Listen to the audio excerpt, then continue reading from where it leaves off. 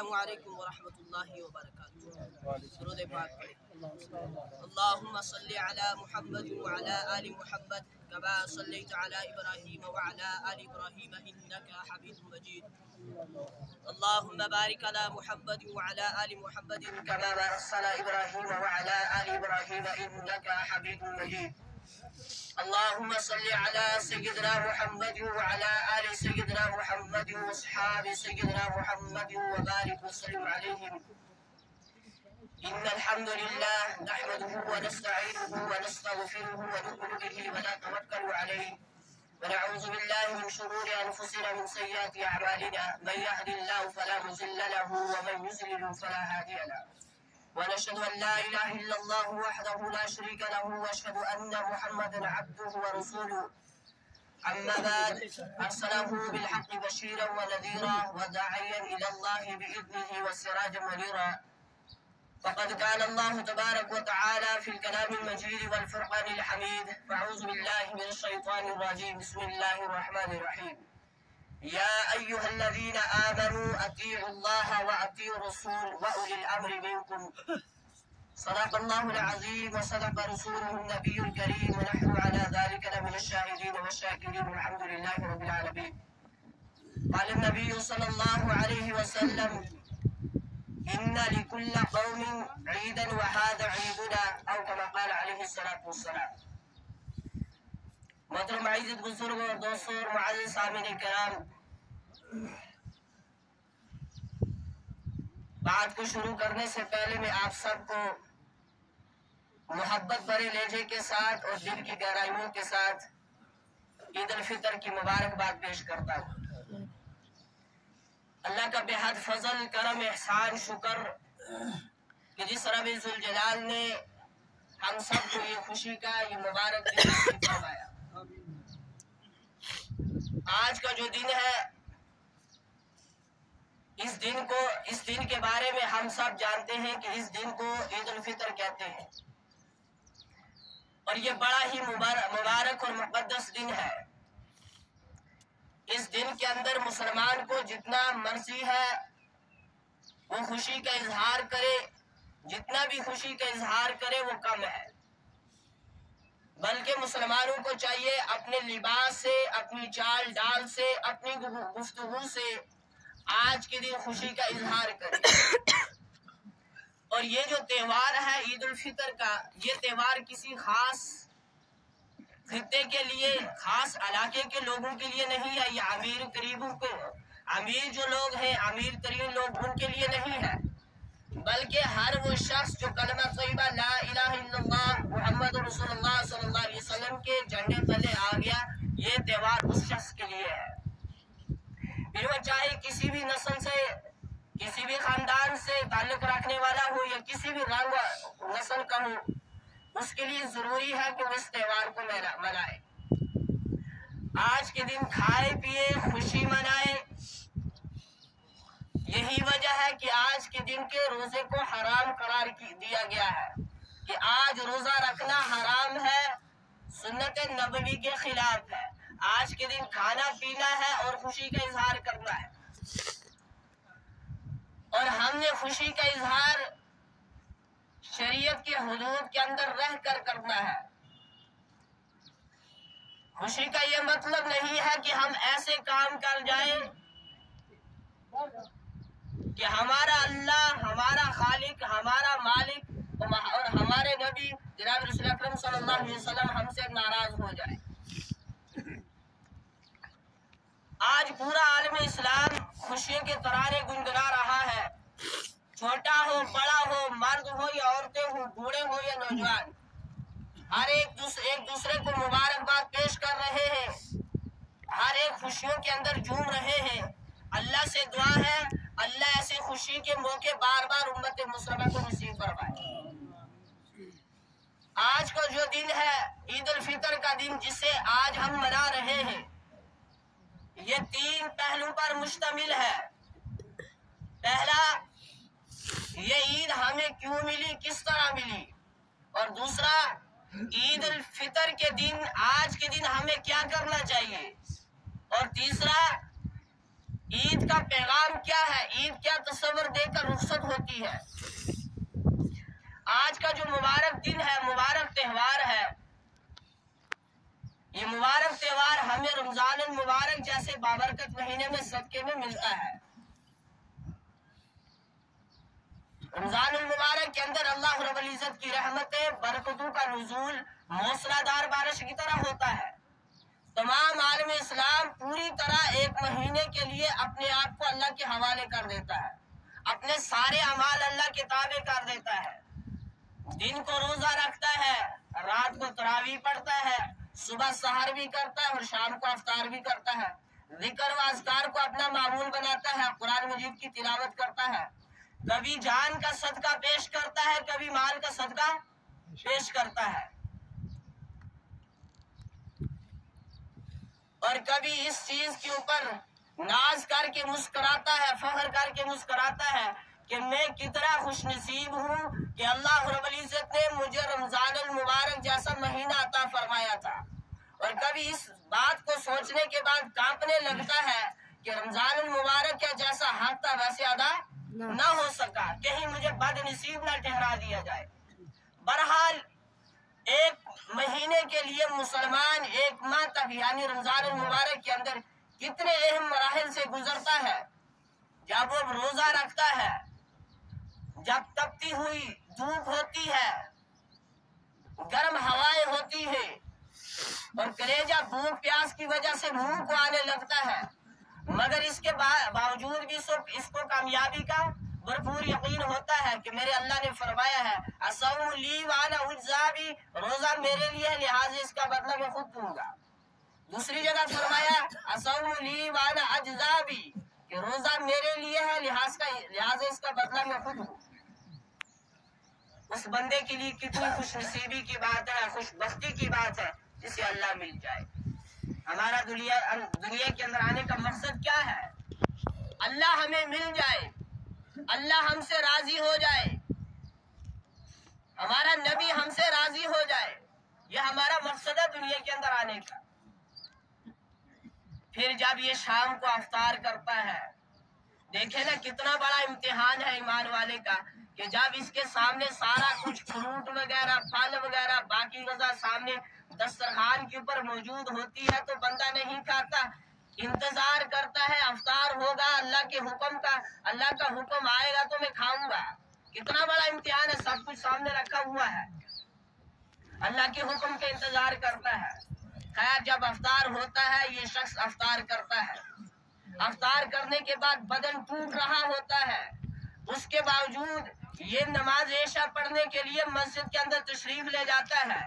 جب یہ 4 رکعت فرض ادا کرتا ہے امام صاحب کے ساتھ، جماعت کے ساتھ، اس کے بعد الگ ہو کر 2 رکعت سنت ادا کرتا ہے، اس کے بعد نماز تراویح کے اہتمام کرتا ہے جماعت کے ساتھ، باخوشی خوشی 20 رکعت نماز تراویح کی ادا کرتا ہے،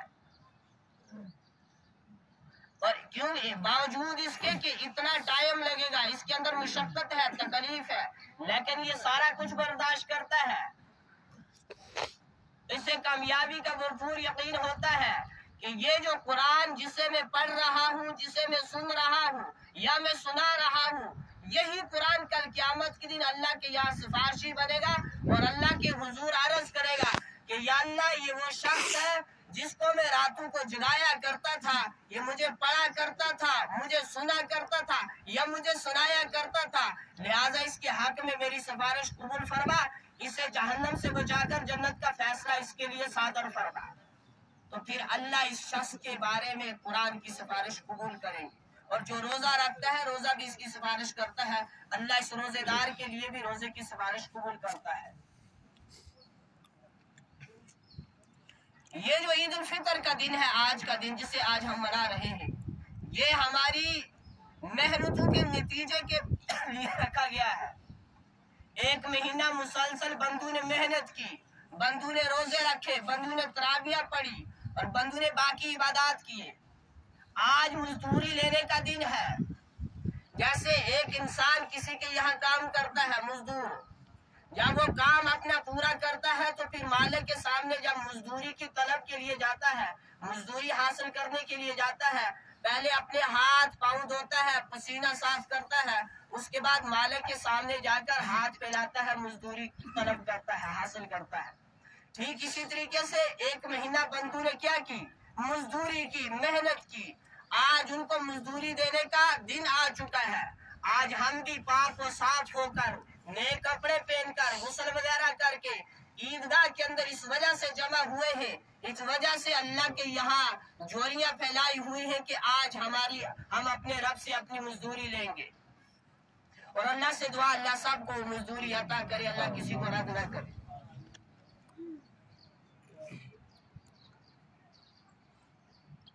آج سب ہم یہاں آئے ہیں اپنی مزدوری حاصل کرنے کے لیے۔ احادیث مبارکہ کے اندر آتا ہے، میرے اور آپ کے رہبر جناب رسول اکرم صلی اللہ علیہ وسلم کا مبارک فرمان ہے، جب عید الفطر کا دن ہوتا ہے اللہ رب العزت اپنے فرشتوں پر فخر فرماتے ہیں۔ اس کے بعد فرشتوں سے پوچھتے ہیں، فرشتوں کیا بدلہ ہے اس شخص کا جو اپنی مزدوری پوری کرے، اپنا کام پورا کرے؟ تو فرشتے عرض کرتے ہیں، یا اللہ اس شخص کی پوری مزدوری دی جائے۔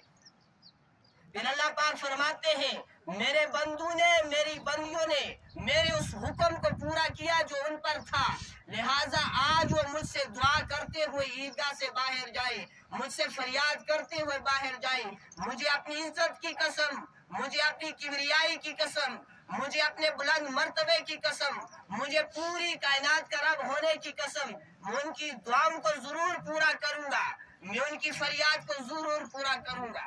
پھر اللہ رب العزت بندو سے مخاطب ہوتے ہیں، فرماتے ہیں، او میرے پیارے بندو، میں نے جو تمہیں حکم دیا تھا تم نے اس کو پورا کیا، لہذا میں نے تمہیں بخش دیا، میں نے تمہارے گناہوں کو معاف فرما کر نیکیوں کے اندر تبدیل کر دیا، اب تم بخشائے اپنے گھروں کی طرف لوٹ جاؤ۔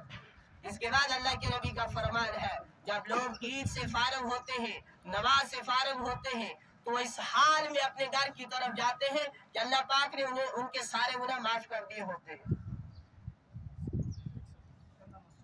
دیکھیں بندو نے ایک مہینہ محنت کی، بندے مسلسل ایک مہینہ محنت کرتے رہے، پھر اللہ رب العزت نے بھی کیسی ان کی محنت کی لاج رکھ لی۔ آج اللہ نے ہمیں معاف کر دیا، اور اللہ سے دعا ہے اللہ ساری امت مسلمہ کو معاف فرمائے۔ ہم اس وقت پاک و صاف ہو کر یہاں بیٹھے ہوئے ہیں، اب ہمارا یہ فرض بنتا ہے ہم اس خوشی کے اندر اللہ رب العزت کی حمد و ثنا گنگنانے لگے۔ ہم سب کہیں، اللہ اکبر لا الہ الا اللہ واللہ اکبر وللہ الحمد۔ پھر اللہ ہم سے کتنا خوش ہوگا، پھر اللہ ہم سے کتنا راضی ہوگا۔ احادیث مبارکہ کے اندر آتا ہے، جب عید الفطر کا دن ہوتا ہے تو اللہ رب العزت کے فرشتے رستوں کے دروازوں پر بیٹھ جاتے ہیں، گلی چوراہوں پر بیٹھ جاتے ہیں، اور اس کے بعد یہ آواز لگاتے ہیں کہ اے مسلمانوں کی جماعت، چلو اپنے رب کریم کی بارگاہ کی طرف جو احسان کرتا ہے بھلائی کے ساتھ، اور پھر اس پر بے پناہ ثواب عطا کرتا ہے، یعنی توحید کی اعمال کی کون دیتا ہے؟ اللہ رب العزت دیتے ہیں، اور پھر اس کے اوپر ثواب بھی کون عطا کرتا ہے؟ اللہ رب العزت ہی کی ذات ثواب عطا کرتے ہیں۔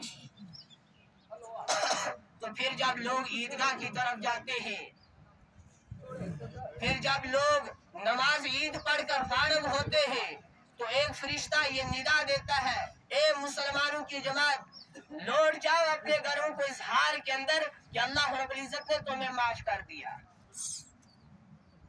اللہ رب العزت نے تم پر رحم فرما دیا، اللہ نے تمہاری غلطیوں کوتاہیوں کو درگزر فرما دیا۔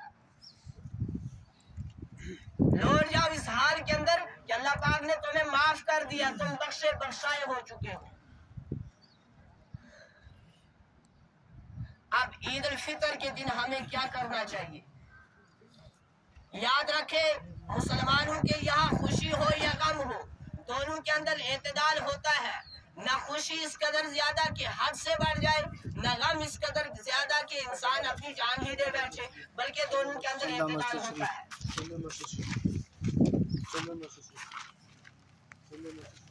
ہمارا مذہب بلکہ آج خوشی کا دن ہے، ہمارا یہ فرض بنتا ہے کہ ہم زیادہ سے زیادہ اپنے خالق کو، اپنے مالک کو آج خوشی کے موقع پر یاد کریں. اور ہمارا مذہب، ہمارا اسلام، ہمارا تہوار، ہمارا طریقہ باقی سارے مذہبوں سے الگ ہے الگ یا نہیں الگ؟ بالکل الگ ہے. باقی قوموں کی جب کیا ہوتی ہے، تہوار ہوتے ہیں، ان کے جو بھی تہوار ہوتے ہیں تو وہ اس دن ایسے ایسے کام کرتے ہیں کہ اللہ حفاظت فرمائے، اللہ کی پناہ. لیکن ہمارا طریقہ، ہمارا مذہب، ہماری تعلیمات ان سے بالکل الگ ہے. لہذا آج خوشی کا موقع ہے. آج اپنے آپ کو خرافات سے، رسم و رواجات سے بچاتے ہوئے ہم نے وہ تمام آداب بچا لانے ہیں جو جناب رسول اکرم صلی اللہ علیہ وسلم نے 1400 سال پہلے کر کے ہمیں دکھایا ہے. ہمارا مذہب ایسا مذہب ہے، ایسا پاک و صاف مذہب ہے اور ایسا اچھا و پیارا مذہب ہے کہ جس کے اندر یہ بھی موجود ہے کہ استنجا کیسے کیا جا سکتا ہے. ہمارے مذہب کے اندر، ہماری شریعت کے اندر کچھ جو کام ہے وہ ڈھکے چھپے نہیں ہے، بالکل واضح ہے سامنے، مگر عمل کرنے والوں کی کمی ہے، مگر عمل کرنے والوں کی کمی ہے. ہمیں پتہ نہیں استنجا کیسے کرتے ہیں تو یہ ہماری غلطی ہے، اس میں اسلام کے کیا قصور ہے؟ یہ تو ہماری لاپرواہی ہے، ہم نے آج تک سیکھا ہی نہیں. غسل کے اندر فرض کیا کتنے ہیں، وضو کے اندر فرض کتنے ہیں، کن چیزوں سے وضو مکروہ ہوتا ہے، غسل مکروہ ہوتا ہے، وضو ٹوٹ جاتا ہے، ہمیں نہیں پتہ تو اس میں ہماری ہی کمی بتائی. نبی علیہ السلام عید الفطر کے موقع پر عید کے دن غسل فرمایا کرتے تھے، نئے کپڑے، دھلے ہوئے کپڑے پہنا کرتے تھے، خوشبو کا اہتمام فرمایا کرتے تھے، خوشبو استعمال کرتے تھے. اور اس کے بعد جب عیدگاہ کی طرف جاتے تو گھر سے جانے سے پہلے کچھ تناول فرماتے تھے. اور اس کے بعد رستے سے جاتے ہوئے جب اگر عید الفطر کا دن ہوتا تو حضور علیہ السلام آہستہ آواز میں، اور اگر عید قربان کا دن ہوتا یعنی عید الاضحیٰ کا دن ہوتا تو نبی علیہ السلام بلند فرماتے تھے، اللہ اکبر، اللہ اکبر، لا الہ الا اللہ، اللہ اکبر وللہ الحمد.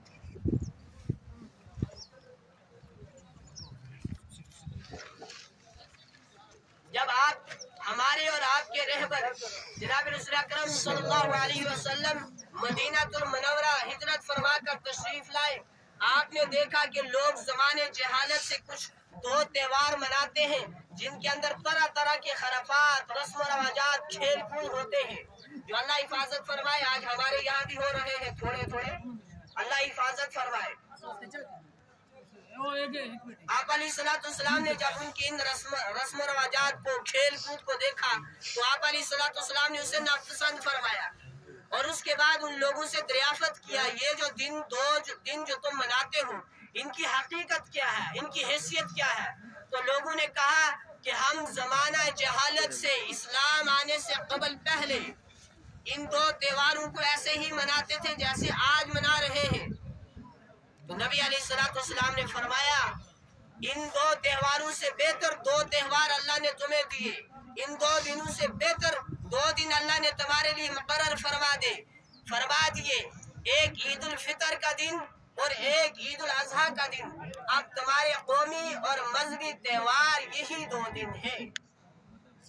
اس کے بعد اسلام کے اندر عید کی شروعات ہوئی، ابتدا ہوئی.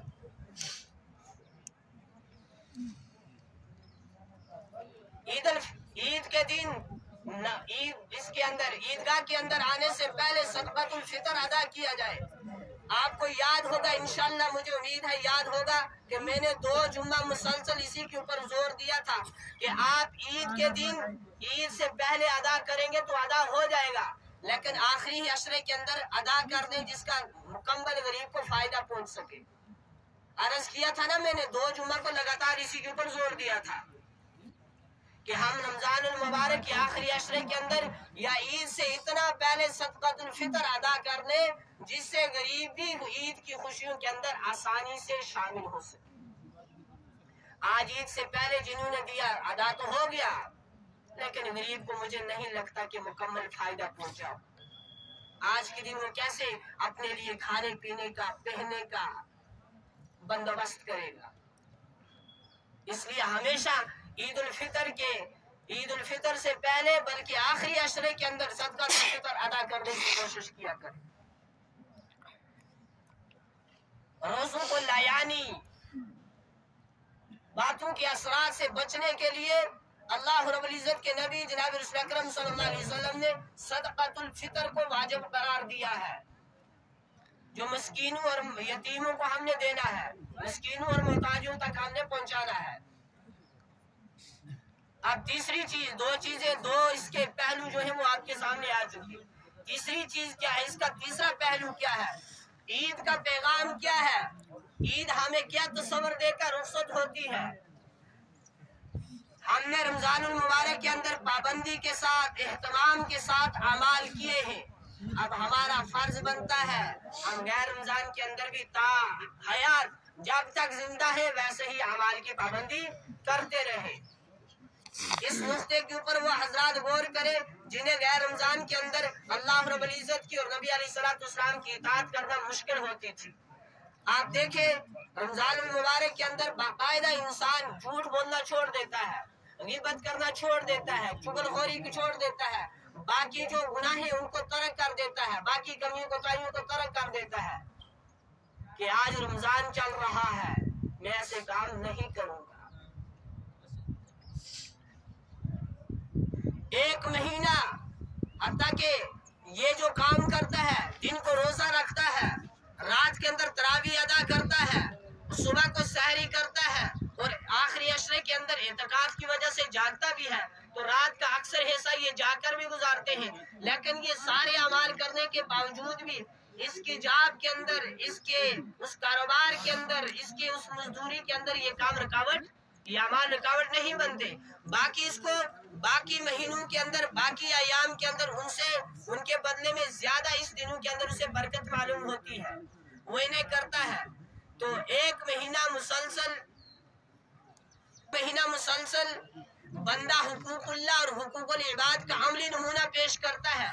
اصل میں بزرگوں، ہمارا اللہ اور ہمارا رسول ہماری پوری زندگی ایسے ہی گزارتے ہوئے چاہتے ہیں کہ ہم پوری زندگی ایسے ہی گزارے جیسے ہم رمضان المبارک گزارا کرتے تھے۔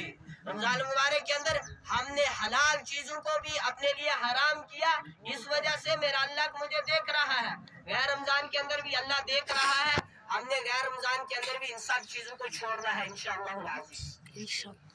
مجھے آپ کو ایک فکر دلانی ہے کہ ہم میں سے کوئی نہیں جانتا یہ جو رمضان گزرا یہ ہماری زندگی کا آخری رمضان تھا۔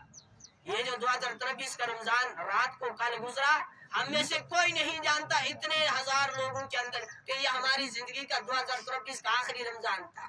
یہ جو عید الفطر اللہ نے ہمیں نصیب کی ہے، بابرکت دن، خوشی والا دن، اس کے بارے میں بھی ہم نہیں جانتے کہ ہماری زندگی کی آخری عید ہے۔ یہ جو دن آج ہمیں سنیچر کا ملا ہے، ہم میں سے کسی کو نہیں پتا یہ ہماری زندگی کا آخری دن ہے۔ یہ پتا ہے؟ کسی کو نہیں پتا کہ ہماری زندگی کا یہ آخری دن ہے۔ ہو سکتا ہے آنے والا رمضان نصیب نہ ہو، اس وقت ہم قبر کے اندر جا چکے ہو۔ لہٰذا بزرگوں، وقت بہت کم ہے، وقت مختصر ہے۔ میں خلاصہ کلام یہی عرض کروں گا کہ ہم نے جیسے رمضان المبارک گزارا ہے، ہم نے باقی 11 مہینے بھی ایسے ہی گزارنے ہیں۔ ہم نے رمضان المبارک کے اندر جیسے نمازوں کی پابندی کی ہے، اہتمام کیا ہے، قرآن کو پڑھا ہے، انشاءاللہ باقی 11 مہینوں کے اندر بھی پڑھتے رہیں گے۔ ہماری مساجد جیسے رمضان کے اندر آباد تھی ویسے ہی دوسرے رمضان تک آباد رہنی چاہیے۔ ایسا نہ ہو ہم نے کل پرسوں تراویح الوداع کی ہے، ہم یہ نہ سوچیں کہ ہم نے نمازیں الوداع کر دی، بلکہ ہم نے رمضان کے اندر تراویح پڑھنی تھی، اس کو الوداع کیا ہے۔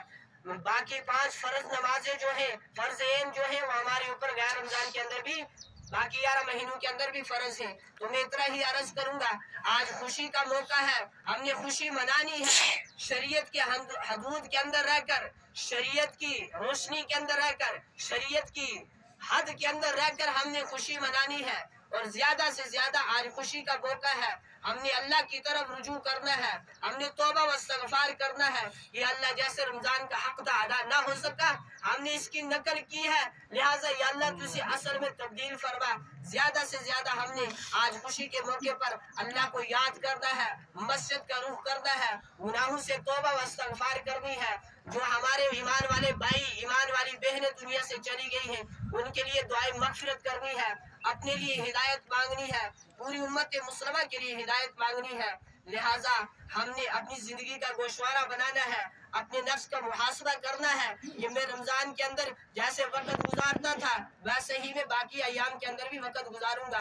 اللہ رب العزت سے دعا ہے کہ اللہ رب العزت ہمارا کہنا، ہمارا سننا اپنی بارگاہ الہی کے اندر قبول اور منظور فرمائے، ہمارے لیے دنیا کے اندر ہدایت کا اور آخرت کے اندر نجات کا ذریعہ بنائے، اور اللہ رب العزت ہم سب کو ایسا مبارک، ایسا بابرکت اور ایسا خوشیوں والا موقع بار بار نصیب فرمائے۔ وآخر دعوانا